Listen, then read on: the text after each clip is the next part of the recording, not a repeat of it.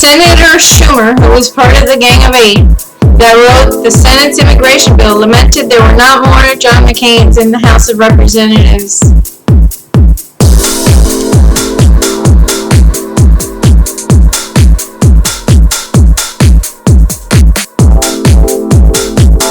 Well, the problem is, why aren't there more John McCains, Schumer said to the Huffington Post on Monday.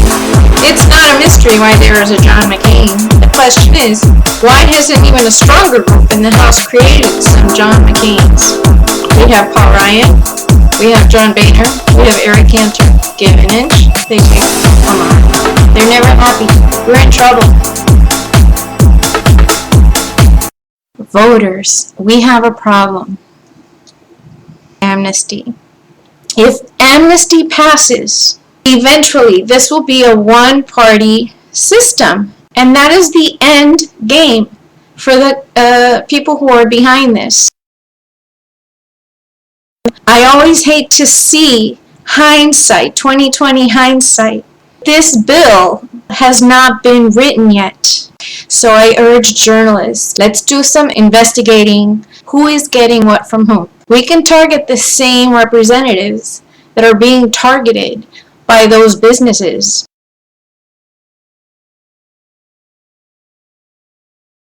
And let's kill the bill before it even passes the House, because once it passes in the House, and it's very close, it is extremely close right now, and the representatives are under a lot of pressure to pass this bill.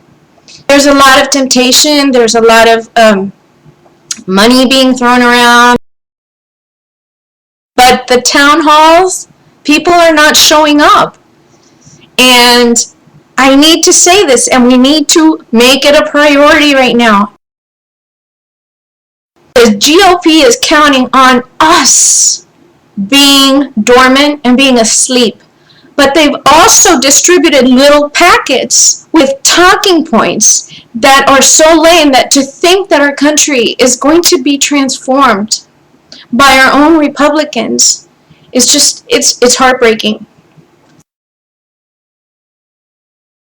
The issue is really huge, but it really can be summed up into 10 different things. So there are 10 points that we can use, talking points, to rebut the arguments that the House rhinos are making in favor of immigration reform. I had a little blackboard already.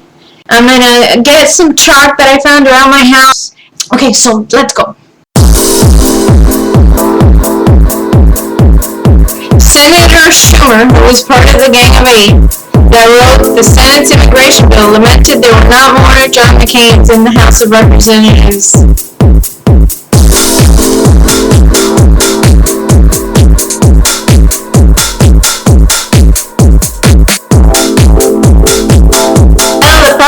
Why aren't there more John McCains, Schumer said to the Huffington Post on Monday. It's not a mystery why there is a John McCain. The question is, why hasn't even a stronger group in the House created some John McCains? We have Paul Ryan, we have John Boehner, we have Eric Cantor. Give an inch, they take, come on. They're never happy. We're in trouble. Voters, we have a problem. Amnesty. If amnesty passes, eventually this will be a one-party system, and that is the end game for the people who are behind this. I always hate to see hindsight, 2020 hindsight. This bill has not been written yet, so I urge journalists, let's do some investigating. Who is getting what from whom? We can target the same representatives that are being targeted by those businesses.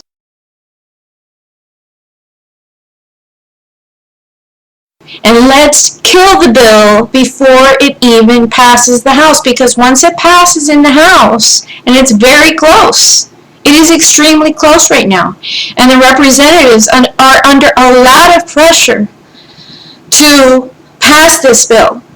There's a lot of temptation, there's a lot of money being thrown around. At the town halls, people are not showing up. And I need to say this, and we need to make it a priority right now. The GOP is counting on us being dormant and being asleep. But they've also distributed little packets with talking points that are so lame that to think that our country is going to be transformed by our own Republicans is just, it's heartbreaking. The issue is really huge, but it really can be summed up into 10 different things. So there are 10 points that we can use, talking points, to rebut the arguments that the House rhinos are making in favor of immigration reform. I had a little blackboard already. I'm gonna get some chalk that I found around my house. Okay, so let's go. Here's my little board. First thing we're gonna talk about, what is amnesty? Amnesty is the legalization of illegals. You're here one day as an illegal, and the government tells you the next day you're legal. Let's suppose you're at the town hall and they refer to the term pathway to citizenship. You just let them know that's a fancy word for amnesty, so is immigration reform. It doesn't matter how long they've been here, it's still amnesty because you're taking someone who used to be illegal and you're making them legal. Whether it's the next day, 10 years, 12, or even 6 or 7.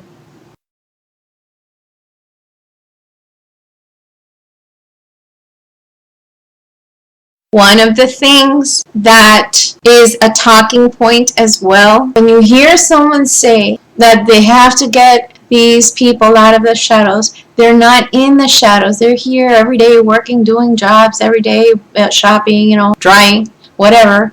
The only people who are in the shadows are the rhinos making deals behind our backs. Those are the people who are in the shadows that we need to put some sunshine on. There is something called tax amnesty. There are loopholes. According to Heather McDonald from the Manhattan Institute, expert on immigration reform, who was referring to what Paul Ryan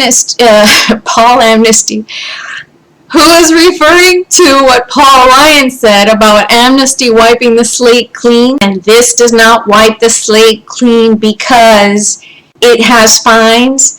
Well, according to Heather, they are considered no longer tax lawbreakers. Their status is canceled. There is no way to enforce the back payment of taxes by illegals who became legal. It's a notion that many representatives are going to push, so just push back. There's no way to enforce anyone to make those back payments because of the loopholes in the law. And just because they pay fines to become legal, it doesn't make it not amnesty either. So we can throw that argument out that amnesty is wiping the slate clean and this is not amnesty.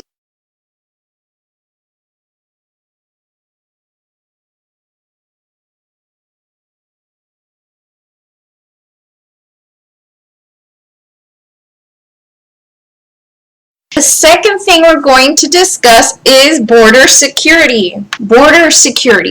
Law enforcement is being discredited. Their job is made more difficult by passing amnesty because once you pass amnesty, you can't deport anybody. And then we have the immigration hearings. There are people protesting, no deportations. That's going on right now. So judges are being pressured to break the laws. Okay, this is another question to ask your representatives at town halls. Why aren't you securing the border, period? Forget amnesty for more illegals to come through and more transnational organizations to set up and continue setting up their networks here, including the drug cartels. American citizens are being targeted.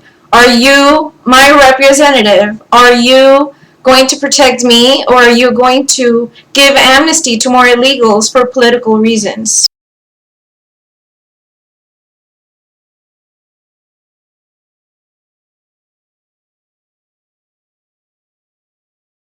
The bottom line for border security is measurable success. If a representative does not offer a plan that has measurable success, there is nothing but a plan to secure the border. And it is a promise that cannot be made or kept by anyone who says that they can provide border security. That you guys are considering a 5-year temporary legal status, and then if the border security measure is not met in 5 years, that would be revoked. The point we're trying to make is, if you want to get this population, the undocumented population, in legal permanent residency, get them a green card, then these other things have to happen first. But what I'm hearing you say is you're still giving them legal status first, albeit temporary. And I think I speak for a lot of people, Congressman. Most people see that when we're promised spending cuts, we get the tax increase, we never get the spending cut. We get the amnesty, we never get the border security. Why wouldn't you support something such as expediting building the security measures in? I mean, we sent men to the moon. Couldn't we do that within 12 months, 18 months? Based upon the experts we hear from the border, that the best way to secure the border, among the best ways to secure the border, is get the economic immigrant, the person coming for a job, to come to the front gate with a guest worker card. All right, so what you say is temporary legal status. Why do you blame me for being suspicious? Not at all. That it would never be revoked whether or not the border was ever secure, and that's why I think myself and a lot of conservatives are saying, yeah, don't we have a right to have sovereign borders, and that done first? Why not do that first? Sean, I'm suspicious as well. So we think legal immigration that works and is viable is the best way of securing the border. You know, I'm listening to you, and obviously you put a lot of thought into this. I talk to a lot of conservatives. They're writing me right now on Twitter, and I can predict for you what the answer is going to be. If you don't trust the government, and I don't trust the government, and we can send a man to the moon, why don't we just secure the border and expedite it immediately? Make it a national security priority, and then deal with these other issues. Why is that not an option for you? Because in order to secure the border, you have to have a workable legal immigration system. As you notice, Paul Ryan cannot promise border security, and he was even caught by Hannity saying, why don't you just secure the border, period, and then worry about the details? They can't answer that question. None of the Republicans can. And they also have a little bit of a bad memory, because in 1986, the Democrats promised to secure the border, and they never did after amnesty was passed.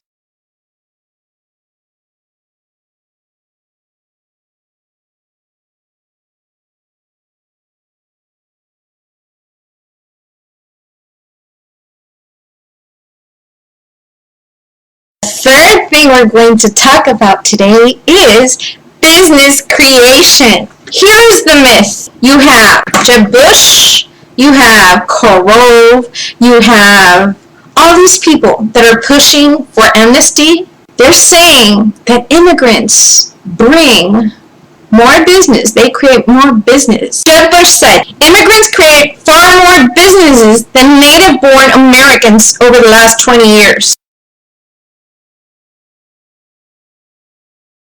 That is a lie, according to Heather McDonald. There is no difference at all in the business creation rates between immigrants and Native Americans.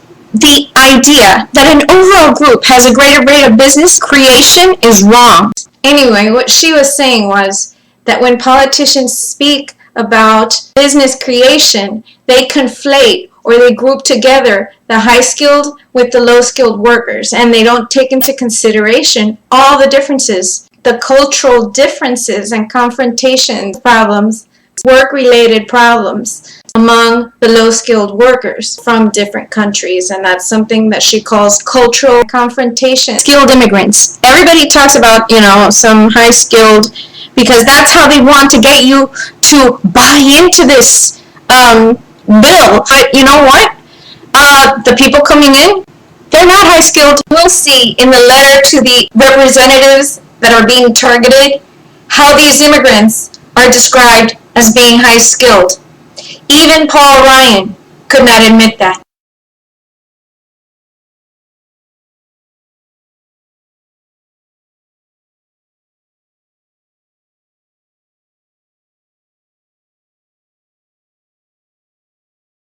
Jeb Bush Bush used this argument recently at the Faith and Freedom Coalition, June 22nd. Now, he also used the term economic immigrants, and that's the same term Paul Ryan is using, but with a little more finesse, because we know Jeb Bush has a tendency not to be such a highly skilled speaker. The best way to secure the border, among the best ways to secure the border, is get the economic immigrant, the person coming for a job, to come to the front gate with a guest worker card, so that we can better interdict the criminals, the terrorists, the drug smugglers. See, what we've learned is the border's being overrun.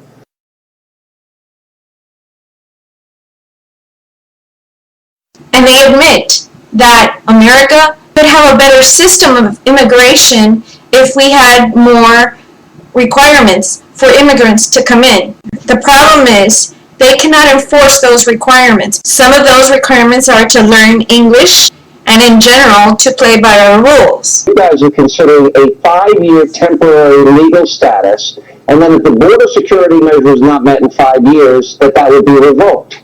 That's right.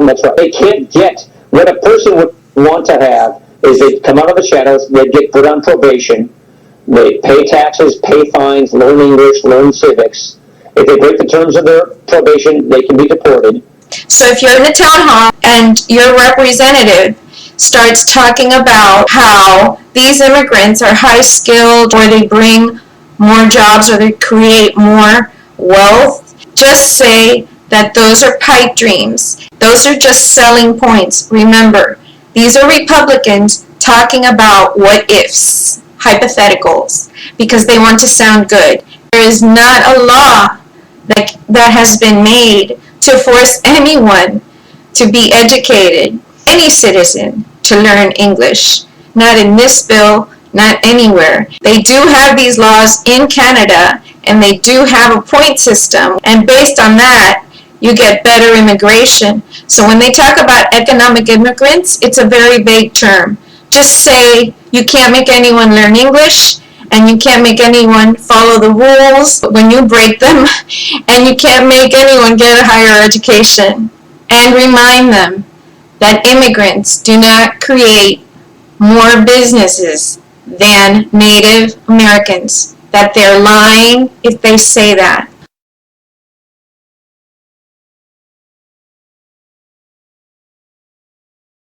And now we're going to talk about the fourth item, poverty. The poverty rates among Hispanics is twice as high. This is now native-born Hispanics. Second, third generation Hispanics have a much higher rate of welfare consumption, not because they're not working, but because even though they're in the workforce, their skill level is so low. They're less literate, less skilled, and they're going to be more poor. So the rate of welfare and poverty goes up with second, third generation Hispanics in this country, which is extremely odd. And that is another sign of the creation of an underclass. So, rhinos, we're creating an underclass. They're not high-skilled immigrants. The argument that we hear from many, it will have a wonderful effect on bailing out our bankrupt entitlement programs, okay? What they pay in taxes is not enough to compensate for the cost of education and healthcare and other programs. And we just don't have the money.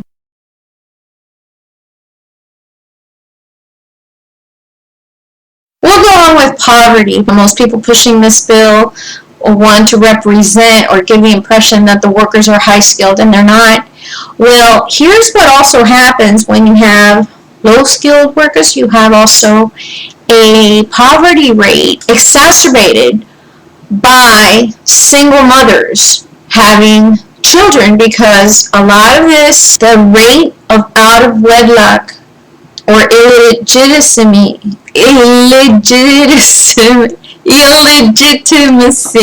is twice as high as that of whites and Asians, and highlights the social consequences of low-skilled immigration, particularly single mothers dealing with teens and the dangers of gang-related activities. This reality cannot be dispelled, according to Heather McDonald. So what we're doing is we're cheating Americans, because we're telling them, oh, these are good citizens. These are people coming in. Karl Rove says they're wonderful, moral character, for Karl Rove to say it about somebody, just take it as a 1%. Karl Rove says they're wonderful, moral character, for Karl Rove to say it about somebody, just take it as a 1%. This is Heather speaking. They took a risk, and they knew full well that there might be consequences. They broke the law. So why are we obligated to pay or to bail them out, legally through Amnesty? It's not our responsibility when they come here. There's a lot more to this than just helping people.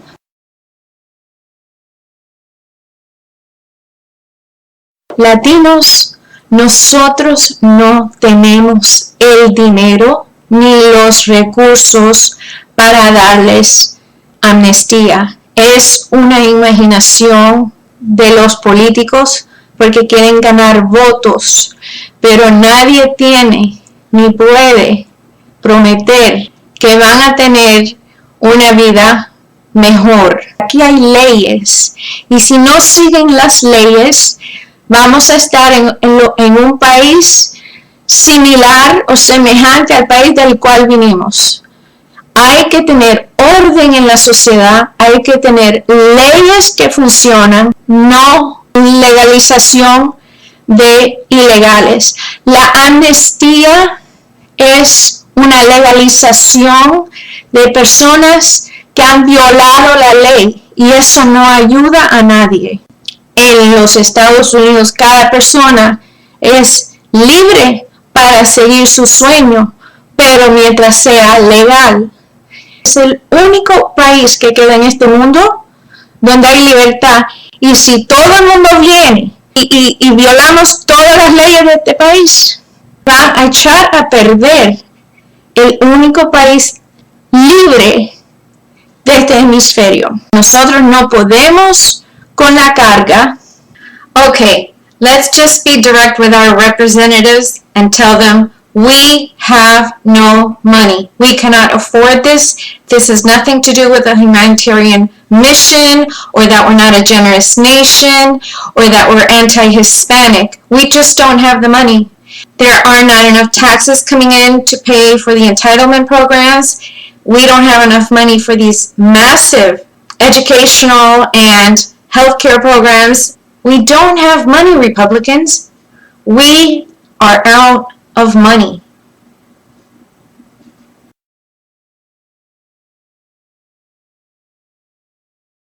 Number 5. Let's talk about the talking point. Fix a broken system. That's a communist talking point. Did you know that? And it comes from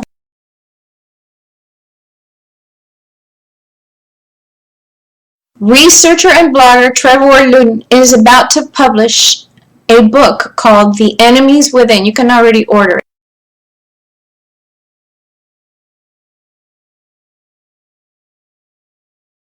Okay, the U.S. Senate's Gang of Eight immigration reform plan is strikingly similar to the one in the House, despite what they're saying. Both offer a roadmap to citizenship originally conceived and carefully developed by the Communist Party USA, working within the Democratic Party, and the radical left activist network for the purpose of using amnesty illegals to build a permanent, progressive majority.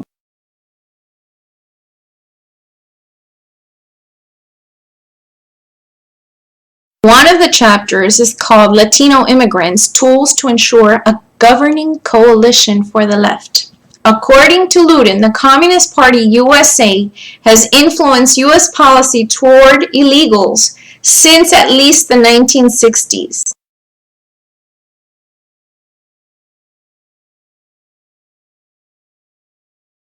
Bert Corona is the communist father of the immigrants' rights movement. In 1964, Corona and Cesar Chavez and future Democratic Socialist of America member Dolores Huerta forced Congress to end the guest worker bracero program. Corona founded organizations such as Mexican American Political Association, MAPA, Centro de Acción Social Autónoma, or CASA, and la Hermandad Mexicana Nacional, the National Mexican Brotherhood.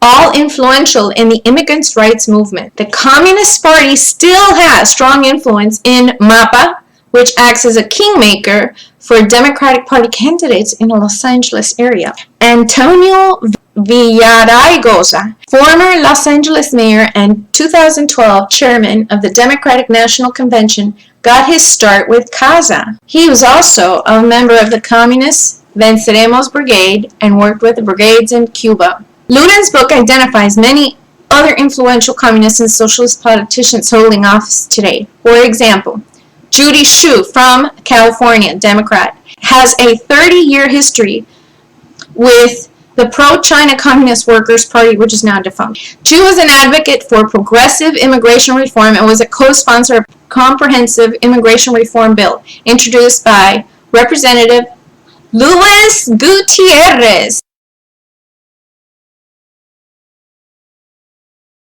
Today's Communist Party USA cites the current amnesty effort as its top legislative priority.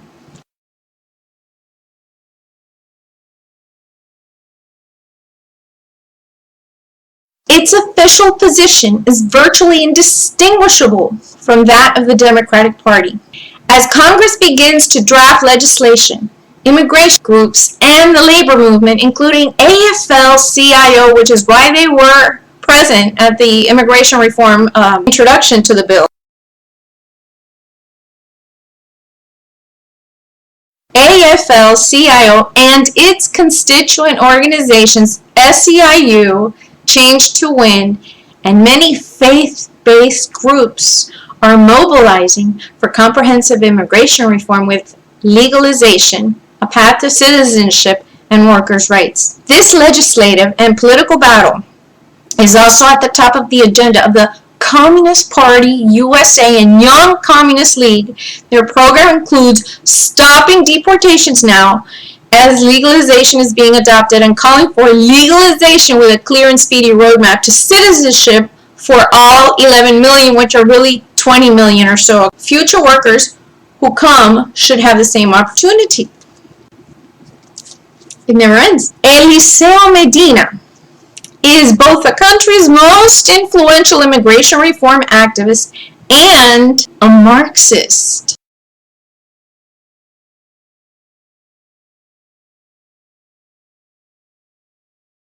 Eliseo Medina learned voting strategies from Fred Ross, a Saul Alinsky-trained activist and the brains behind Cesar Chavez. Eliseo Medina worked hand in hand with Unite Here President John. Remember in Google, I forgot what day it was, I'm sorry. It was Cesar Chavez. He was on Google that day and I remember people were outraged. Anyway, Eliseo Medina worked hand in hand with Unite Here President John Wilhelm to change AFL-CIO immigration policy at the 1999 convention, then claiming U.S. immigration. Listen to this, please. Then claiming U.S. immigration policy is broken and needs to be fixed.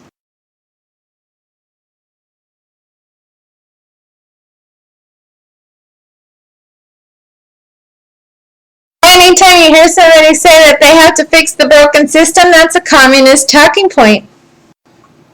Now, the AFL-CIO on February 16, 2000 called for a new amnesty for millions of undocumented workers and the repeal of the 1986 law that criminalized hiring them. According to the SEIU website, Medina has played the leading role in uniting Change to Win and AFL-CIO behind the immigration reform movement.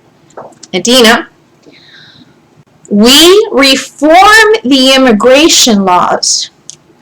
It puts 12 million people on the path to citizenship and eventually voters.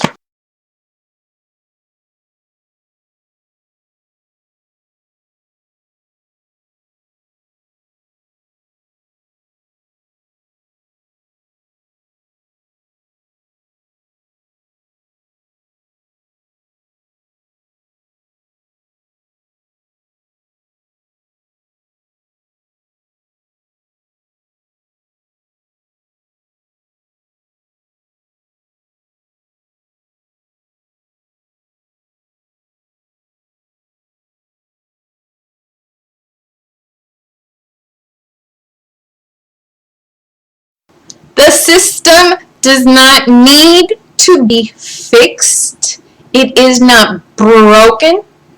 The system doesn't work because politicians are too lazy to enforce or to help law enforcement do its job. Politicians just like the show. They like the bills. They like to push things because they're too lazy to push things that are already in place. They're trying to justify their own existence. I find it deplorable. I find it ridiculous as an argument, because how are you supposed to push a bill and say, we're going to have new laws that are going to be enforced because in the past we have not enforced them? It doesn't make sense. There's nothing wrong with the laws in this country. They're perfectly good.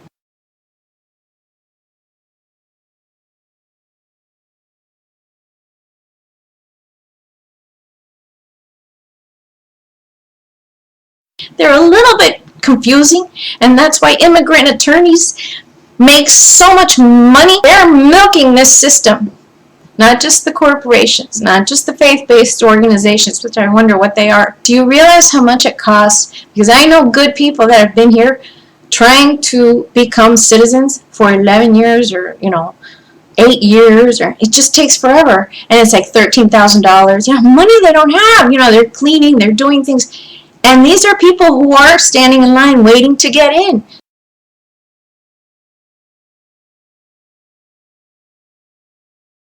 Out of all of the arguments against amnesty, this one is my favorite. I cannot for the life of me comprehend how Republicans can justify co-writing a bill with Marxists, and how John Boehner has hand-picked a Marxist-Leninist, Luis Gutierrez, and probably another Marxist communist, Javier Becerra, and 2 others who are known communists. These are not just garden variety Democrats, although do we have any anymore? But what is the Republican Party thinking? This is obviously an agenda that is preconceived by communists. It's a communist dream. I'm going to go blue in the face. I cannot understand why Republicans are co-writing a bill that is conceived by communists. Communists who live, who breathe, who sleep, who are awake, thinking about how they are going to create a permanent progressive majority. This is about the end of our political system as we know it. Well, Luis Gutierrez was chosen as an MVP player. I wonder why. He's really working Boehner and Ryan and all the power players on our side.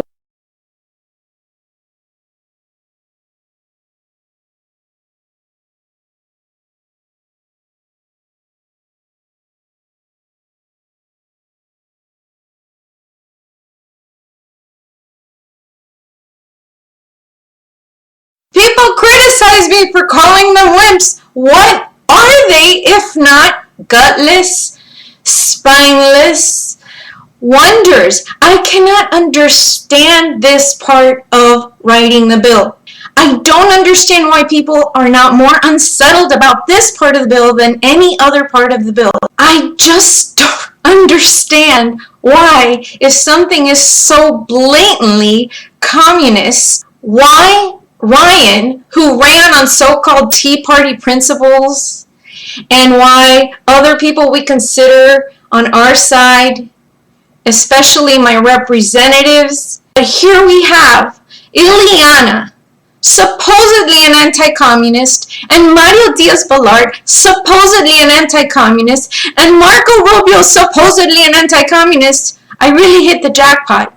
They're sitting here doing as they are told, because that is a Latin thing. You do as you are told. You respect your elders, you obey your parents, you're respectful of family, you just try to follow the rules. If you have a representative out there who cares about communism being in the Republican Party and it is infiltrated, you may share with them the information I just shared with you today. How do you do it briefly? Just say it was a communist-conceived bill. It's been around since the 60s, this goal to make our political system a one-party system. and that the people pushing this bill and writing this bill are communists. Let's call them communists. That's what they are. So what? What's the big deal? This information is out there. Just refer them to the book or refer them to the article. Let's not gussy up the word communism with progressivism. It's communism and it's ugly, and we should know that. My representatives are supposed to be anti-communist. Have you become communist too? No. I called. I hope to get an answer from them, and on good faith, but I don't. They've already decided they're going to vote for amnesty.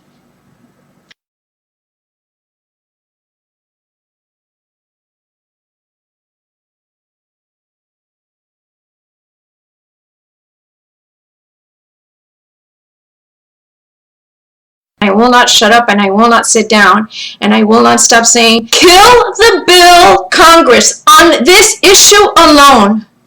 I don't get it. Thank you.